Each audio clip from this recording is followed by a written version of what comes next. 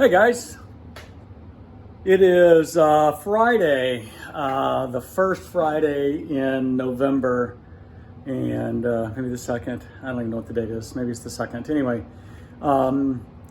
it's the second Friday in November. It's November 10th, and I am coming to you from the basement of Fuente de Gastos. So we are on the smoke detectors now. And the national, I think, fire code, and certainly the Minnesota fire code, is that all new construction and all construction where you remove the wall coverings, you need to put in hardwired smoke detectors. And I think I actually did that back in Pullman Lothies many years ago. And so because I knew we wired the whole house, I knew we could do it, I decided to do it. So here's where we started. We've got this yellow wire, which is the power coming in. This is the basement, and this one's going to be a smoke/carbon monoxide, because if we're going to get carbon monoxide, it's probably going to be down here. And then the blue wires are the connecting wires, so that's a 14-3 running between each one, so to provide power to each one, as well as to provide the red wire. Arbitrarily, the red wire will be the networking wire. So when one goes off, they all go off.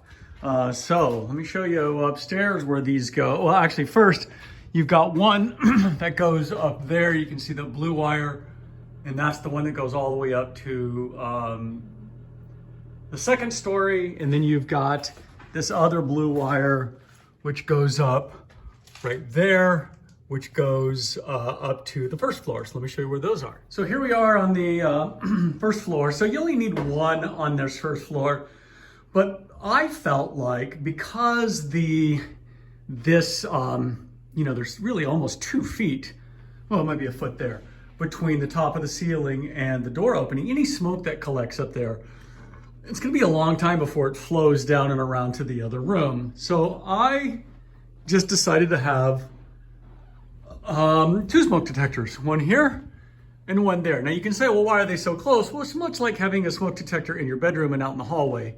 They're about that distance apart. The difference is that these doors are ever shut and you get smoke in here, this one's gonna go off, or smoke in here, this one's gonna go off, and then smoke in here, that smoke is just gonna flow straight out and hit that smoke detector at the top of the stairs. So let's go up and look at that. Okay, so we're actually in the back stairs now. So you can see where the wire comes up from the basement, right there. And it comes up and it connects into that one. That one goes this way into this north bedroom on the other side of that wall, connects in there. But we also have another wire that comes down around, goes behind the bathtub. And we thought first, because we already had this hole drilled. Oh look, a super helper. Because we already had this hole drilled as an access port, that we could come in through there and use that as the smoke detector location. But as it turned out,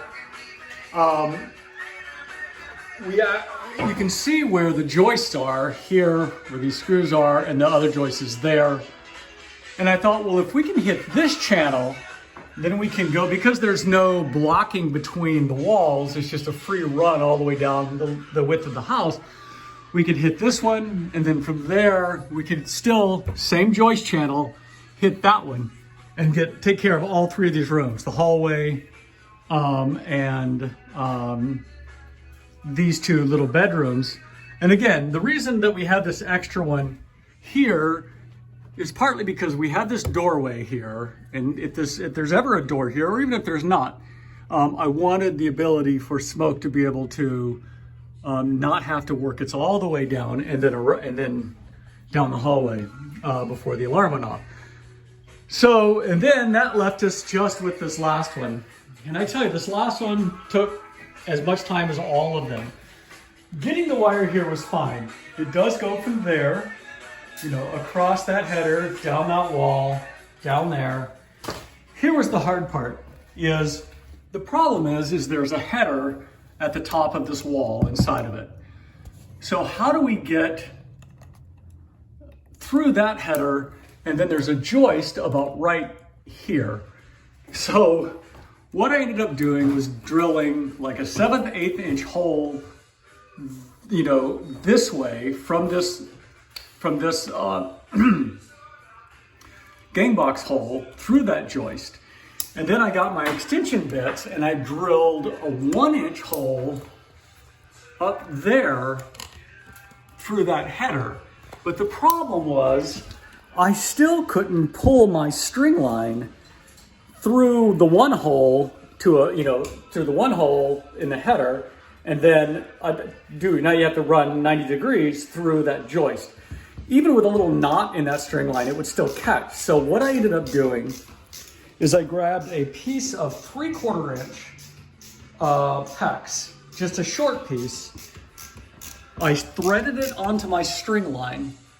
I squozed my hand up in there. You can see my squozing injuries, yeah.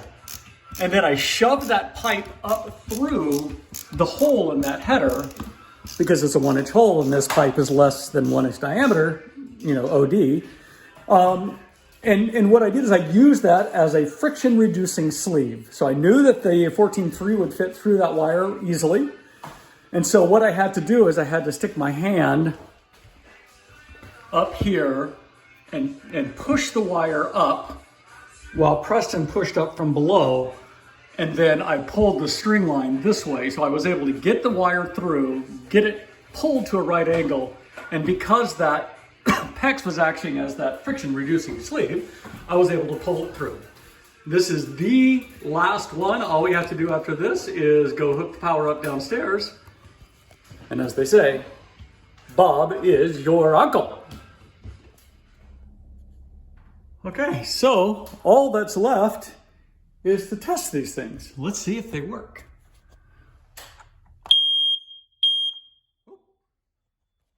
It seems to. Now granted, that's never gonna wake me up if I have my hearing aids out. I need like a mechanical device so that when it goes off, something whacks me on the head. Either that or I just need to sleep with somebody who hears better than I do. So I guess mission accomplished on that. Anyway, that is our story of smoke detection from the money pit, and we're sticking to it.